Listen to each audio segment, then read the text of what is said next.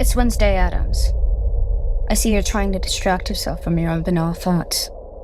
Let me help. Here's a recording thing made of my latest root canal.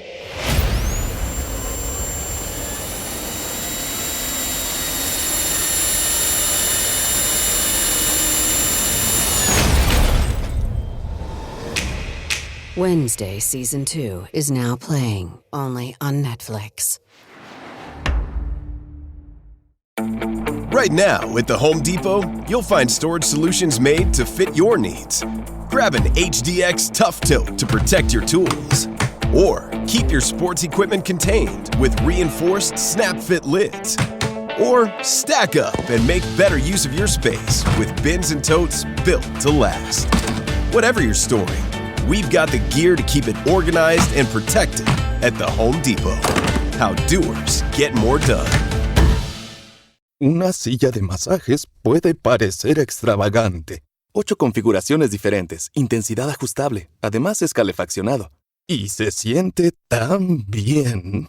Sí, una silla de masajes puede parecer extravagante. Y 2, bueno, aún más. Pero cuando esas sillas de masajes vienen con un auto, se vuelven bastante prácticas. El nuevo Volkswagen Tiguan 2025 con funciones premium como los asientos delanteros con masaje disponibles. Solo parece extravagante. Pie in the Sky Media.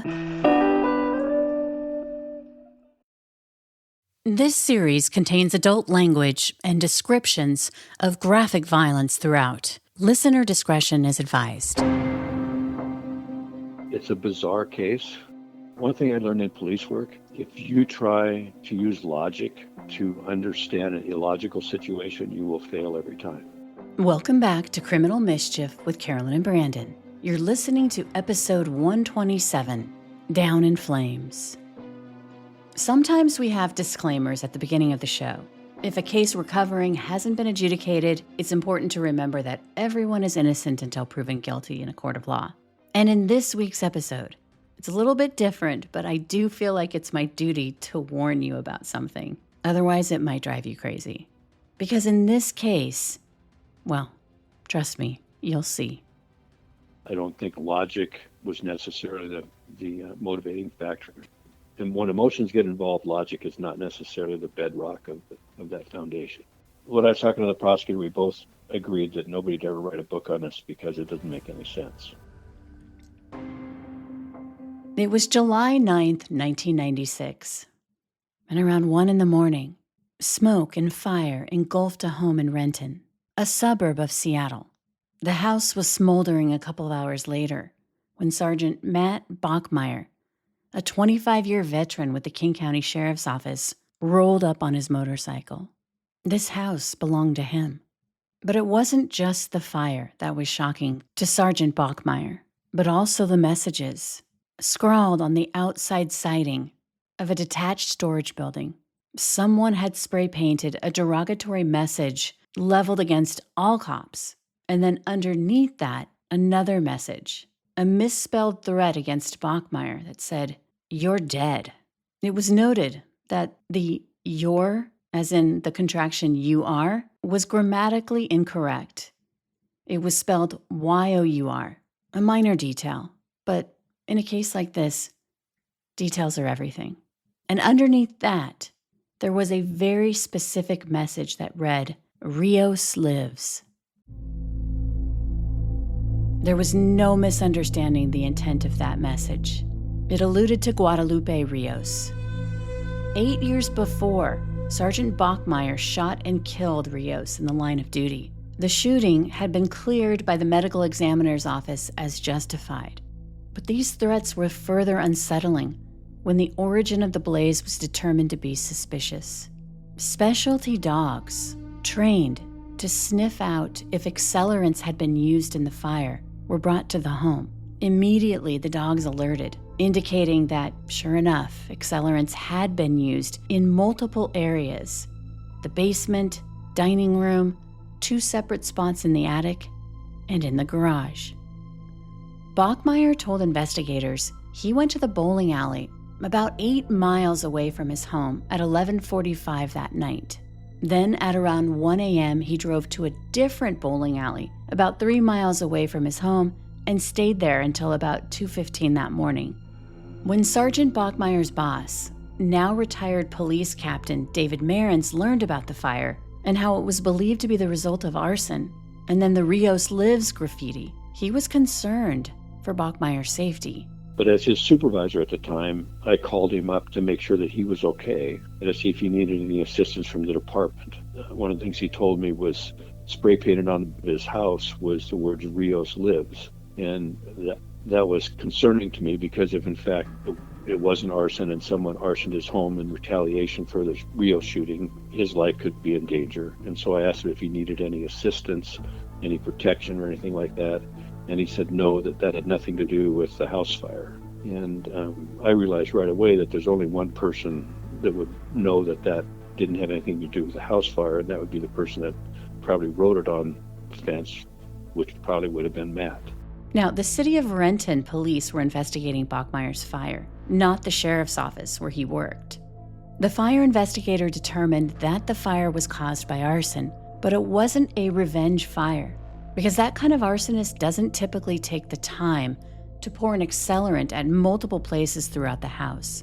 And they also don't generally use road flares, because when the charred belongings of Bachmeier's were analyzed, at the spots where dogs had alerted, there were traces of not just gasoline, but also the chemical residue from road flares, which meant the more likely scenario was that the arsonist had taken the time to light flares close to the accelerant sites to act as a time delay, giving the fire starter time to get out of the house and to establish an alibi. And it didn't look good when police found Bachmeier's personal items and papers safely tucked away in a detached storage building. His prized bowling balls and trophies, artwork, jewelry, and a collection of porcelain pigs. But one of the key things you look at it in arson is, did they remove valuables from their home before the fire started? And yes, he did. And, the things that were important to him weren't in the house when it was set on fire. And here's where the case takes a wild turn. Sergeant Bachmeier, a 25-year veteran of the sheriff's office, becomes the prime suspect in the arson of his own home. But it was strange. Why would he tell his boss after the fire that the Rios Lives and the "you're dead" threat weren't connected to a fire that was determined to be deliberately set? Why he wrote Rios Lives on the fence in advance, or I have no idea. It makes no sense at all. I'm just struggling here because maybe he just lost his nerve and he said that at that time, because it just seems like, okay, he's planning this arson and he wants to blame someone for it, and he wants to make it look like it's in retaliation for the Rios murder, right? And then he says I don't think that's a valid assumption. I think he did the arson hoping he would collect money so he could either complete his remodel of the house or move to another building or something. I don't think he had any plan whatsoever. I don't think he thought for a moment that he was going to be caught. But then after the investigation of the fire started unfolding, he realized that he was now a suspect in the arson of his home. And I think that's when he started to develop scenarios where he would not be the suspect in the arson. Bachmeier denied being the arsonist, but when he was asked to take a lie detector test, he refused. And there were other issues. In the days following the fire, Bachmeier contradicted himself to coworkers, saying that he believed the arson was connected to the Rios shooting. He shared that in the 8 years since the shooting, he'd received threats from Rios' family and friends. And another oddity, as Bachmeier is being investigated, he also enlisted other deputies to help him on his quest to find the people responsible for the arson. I mean, he had convinced the deputies out in the Falls City substation area to help him look for the person that arsoned his home. He told them all kinds of different stories. So it was, and I was not aware of that at the time. I hadn't got that feedback from the deputies. That he was telling different bizarre stories about different things? Yes, it was just bizarre. When Bachmeier's supervisor questioned him about his own personal investigation, he gave an off-the-wall story, how he'd learned through an informant that the fire had been set by a drug trafficker, which he'd busted. I made contact with him He gave me another story about going to Eastern Washington and finding the person that arsoned his home, and he told him that he would not investigate him or arrest him if he just left the area and never came back. And I was pretty amazed at that story. But again, the King County Sheriff's Office wasn't investigating the arson. That was the city of Renton's jurisdiction.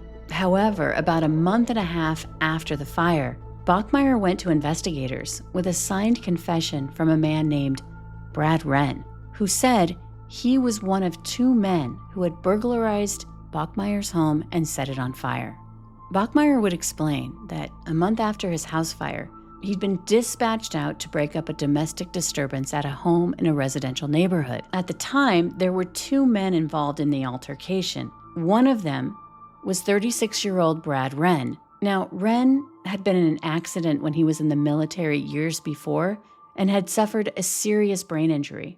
And when Bachmeyer pulled up to his house, he was in a vulnerable state. 2 weeks before, he'd been shot in the leg by his roommate, Emmett, and he wore a cast from the knee down and used crutches. But on that day, he wasn't fighting with Emmett. The police had been called because he was battling with Emmett's brother, who lived across the street. In fact, over the past couple weeks, the police had been called out to this home multiple times in a continuing domestic battle between Brad Wren, his roommate Emmett, and Emmett's brother. Bachmeyer said that he wanted to defuse the situation, and he asked Wren to come with him down to the station to give a formal statement. And according to Bachmeyer, it was then that Wren looked at him and asked if he was the police officer whose house had been torched. When Bachmeyer said yes, he said Wren proceeded to tell him that he wanted to be his informant, that he knew who the person was that started the fire, a drug dealer named Pepe Hernandez. Wren had met Pepe at a bar, where Pepe told him that a cop had stolen some drugs and money from him during a bust, and he offered Wren $500 to go with him to Bachmeyer's house to look for his drugs and his money. Wren agreed, and the 2 men broke into Bachmeyer's place, but when they couldn't find the drugs or the money, Wren said that that's when Pepe decided to burn his house down, and that Wren had helped him do it. Bachmeyer wrote down Wren's statement, and then he had him sign it. And he told investigators that it was then that he just let Wren go, despite Wren's confession saying that he and Pepe were planning to leave the area. And Bachmeyer's excuse for not turning in the confession weeks before, well, he said he didn't want his supervisors to know that he'd been implicated in this statement, which said he had stolen Pepe's drugs and money. But there was a problem, because when investigators went looking for Brad Wren to confirm this confession, they found out that he'd been reported missing by his mother. No one had seen Brad since August 10th, after he got into the back seat of Bachmeyer's patrol car, a month after the arson. When Wren's family reported him missing, they did so at the King County Sheriff's Office, the police department where Bachmeyer worked. But as far as missing persons were concerned, Brad Wren was an adult, and it's not against the law for him to up and leave. People do it all the time. But Brad's family pleaded with investigators. He hadn't taken any of his belongings with him, and he'd never leave his dogs uncared for.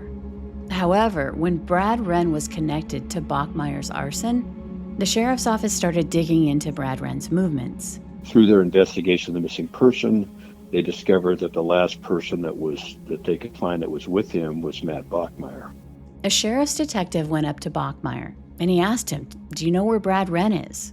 The sergeant laughed and said, "Well, if you find him dead with my business card nailed to his forehead, you'll know who to come talk to." According to Bachmeyer's supervisor, there was a duality to him. Yeah, well, people are complicated, and so everybody has strengths and weaknesses. One of Matt's strengths was he was very engaging and gregarious with people, and he did good things. On the one hand, he was described as well-respected and well-liked, but there was another side to him. I worked with Matt Bachmeyer for probably since the early 1980s. I supervised him when I was a sergeant. I would just say he presented challenges for the supervisor. That's putting it mildly. Roughly 6 months before his house fire, an investigation was launched into Bachmeyer regarding a complaint that he was having a relationship and engaging in romantic liaisons while on duty with a fellow deputy. That's one of the things that he was being investigated with. We interviewed Matt, and we interviewed the deputy that he was having the affair with, who worked for him, which was a violation of policy, and they both denied it. And that investigation was never really closed, but it kind of struck a dead end. Was he just getting a reputation of like he just kind of flies fast and loose and does whatever he wants and doesn't get in trouble for anything? I wouldn't say he never got in trouble for anything, but yeah, he was not preoccupied with the rules. And that was mild compared to other very serious and disturbing investigations over the years. 24 complaints by citizens had been lobbed against Bachmeier.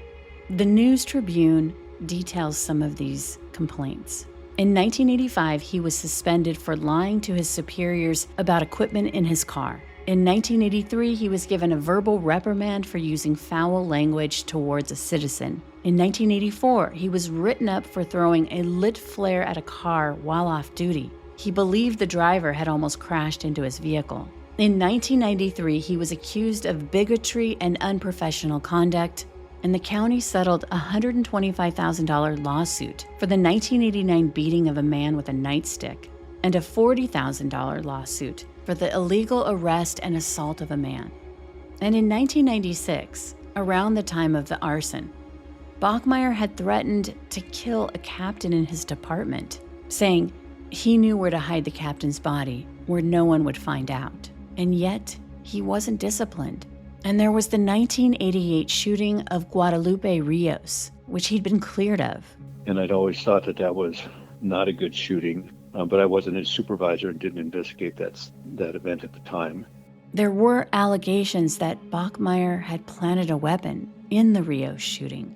The shooting of Rios on the cemetery, the police investigation, I would categorize as incomplete. There were allegations that this young man never had a weapon, that he didn't know how to use a weapon, and that was never really accepted with credence by the investigators. There was not a lot of evidence collected at the scene. And one example is there was a photograph in a local newspaper about the shooting, and the photograph was taken from the rear of the police car looking towards the open driver's side door, and there were 2 bullet holes in the windshield about 6 inches apart just above the steering wheel. That seemed incredibly inconsistent with the reports that I'd received from Matt, that he was outside of his patrol car, hiding, concealed behind the door when this young boy shot at him. If you have a young person that's shooting at a police officer that's never had experience with a gun, the ability to put 2 rounds within 6 inches of each other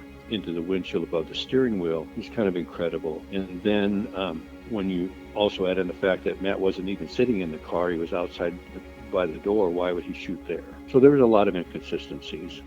And though Captain Marin didn't investigate the Rios shooting, he has a theory. It's conjecture on my part, but it just doesn't seem likely to me that the young boy, for no reason, fired at the police officer's car and that Matt returned fire. I suspect that it was probably just the opposite, that Matt probably took a gun that he had in his, a cold gun, I guess you would call it, that he had in his vehicle, and left that at the scene. But that's conjecture on my part. Like maybe he fired it into his own service vehicle. Right. After he shot the boy, then he put some rounds into his police window. Matt was a marksman. He was very accurate with the gun. And I know that it's all conjecture, but like knowing him, I guess, in the way that you did, why would he want to do this to this kid? It's hard to get into somebody's mind like that, but I just think he didn't believe that they were worth very much, and the world might be better off without them. That's his mindset. That's the only rationale that I can come up with that makes any sense at all. This Friday, Jamie Lee Curtis and Lindsay Lohan are back to switch things up in Disney's Freakier Friday. OMG, yes. It's an absolute riot. Woo! And the only movie that can be described as So much weirder than the last time. What last time? it's the frequel You ready? we've been waiting for. That absolutely slays. What deeply out of touch old person came up with that? You did. Wow. Don't miss the comedy event of the summer for all ages. Disney's Freakier Friday in theaters this Friday. Get tickets now. Rated PG. Parental guidance suggested.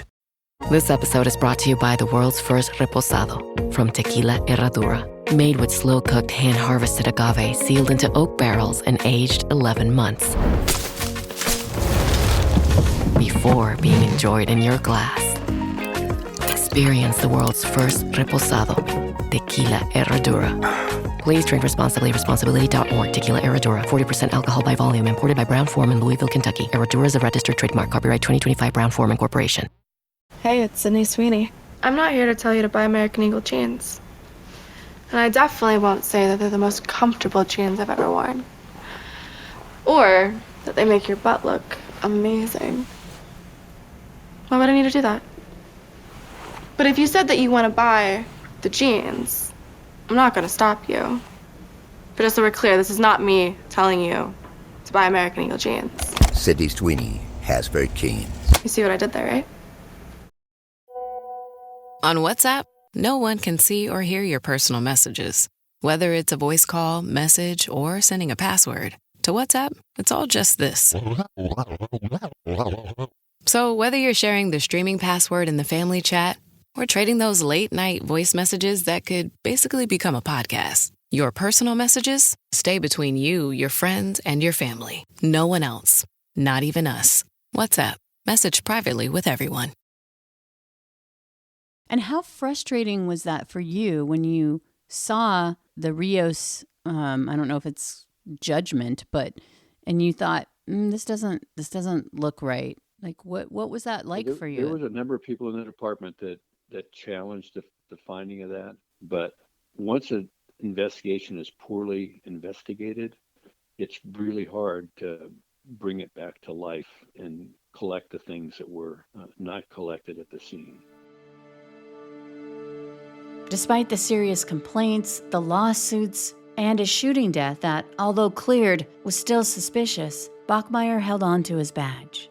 He was the subject of many internal investigations. And, it was always regretful on my part that the department's policy required that each allegation from a citizen had to be handled independently, where if we were investigating a criminal event, we could use all the events together to show the preponderance of evidence that he actually did what the citizens claimed.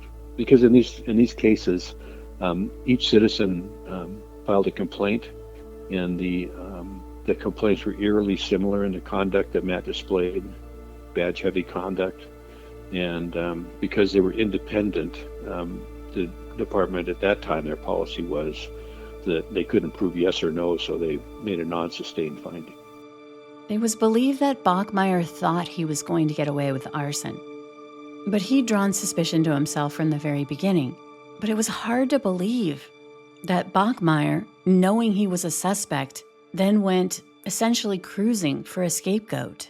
I think that also there, at that point in time, there was still denial. I don't think I had that denial, but in an organizational sense, it was still there. More effort could have been put into investigating the arson immediately upon discovery of the facts we had, but it got kind of hung up in process, I would say. When you say denial, do you mean like some words that I use a lot and think about a lot these days are like our unconscious bias and our confirmation bias of like, nobody in our department would do that because you don't want to believe it, first of all, so you have to get past that hurdle, right? And you have to get it to reality and what the facts are showing you.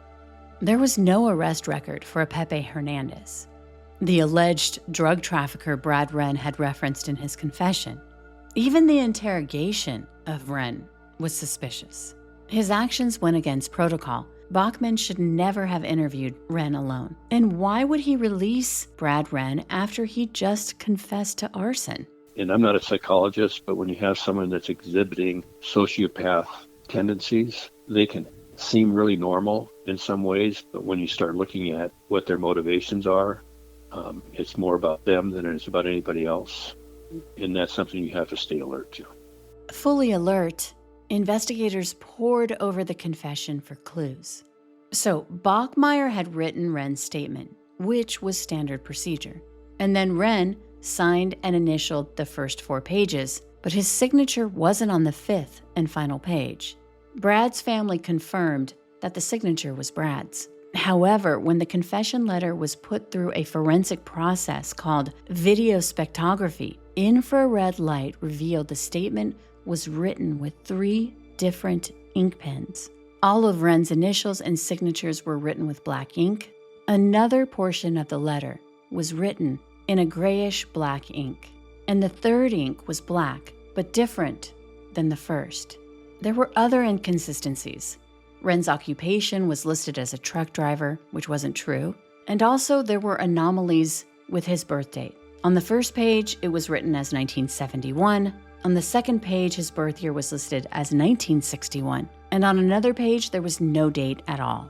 And there was a unique grammatical error in the confession letter that Bachmeier had written, which matched the scrawl of graffiti on his outbuilding. If you'll recall, the contraction, "you're dead," had been misspelled as Y-O-U-R instead of Y-O-U''re. This same grammatical error was used in the text of Wren's confession. Bachmeier had used the Y-O-U-R instead of the grammatically correct Y-O-U''re. And it wasn't too much longer after that where Major Crimes came out to the precinct and seized his vehicle and did the forensics on that. Faint traces of blood were found in the back seat of Bachmeier's patrol car. When they ripped out the vinyl seat covering, a grim story began to take shape in the form of bloodstains along the seams and in the foam of the cushion. DNA profiles of Brad Wren's parents confirmed that the blood from the back seat was from their son. But Bachmeier had a story for that. He claimed that when Wren got into the back seat of his police car, he had a bloody nose. If you'll recall, Bachmeier had shown up at Wren's house after a call had been made to break up a domestic disturbance.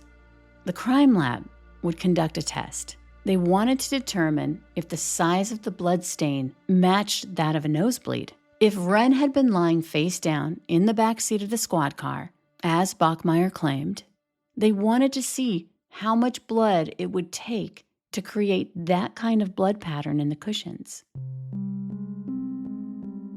They placed a weighted head sculpture that simulated the same size as Brad Wren's head. Blood was poured onto a seat cushion that matched the one in Bachmeier's car. It took 2 quarts of blood to produce a stain similar to the ones found in Bachmeier's car. The loss of that amount of blood would be life-threatening. There was no way it could have come from a nosebleed.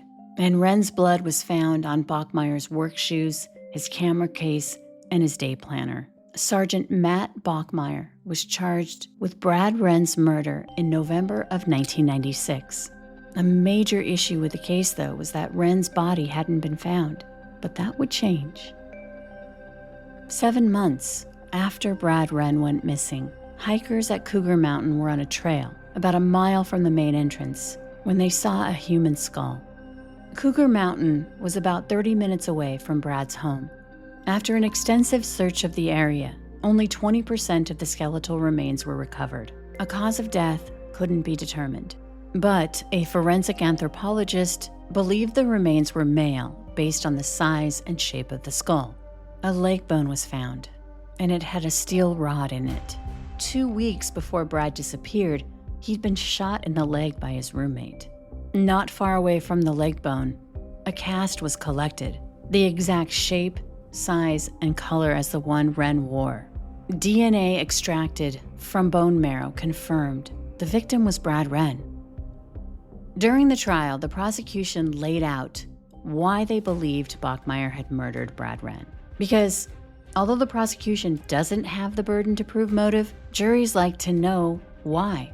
And quite frankly, that was a hard question to answer, because Bachmeier's motive is just so diabolical and quite frankly idiotic on the surface to be believed. That he murdered Brad Wren so he could produce a suspect for his botched arson fire. So when you say nobody's ever going to write a book about this because it just doesn't make sense, in true crime that is so apropos, because people want to connect dots and for them to make sense to us, even when they don't make sense. But like, oh, okay, this is a love triangle. And of course, one of the men are going to get jealous. And so then that leads to like a murder-suicide or something, right? It doesn't make sense, but you know what I mean? It makes sense. This just doesn't seem to make sense on any level at all.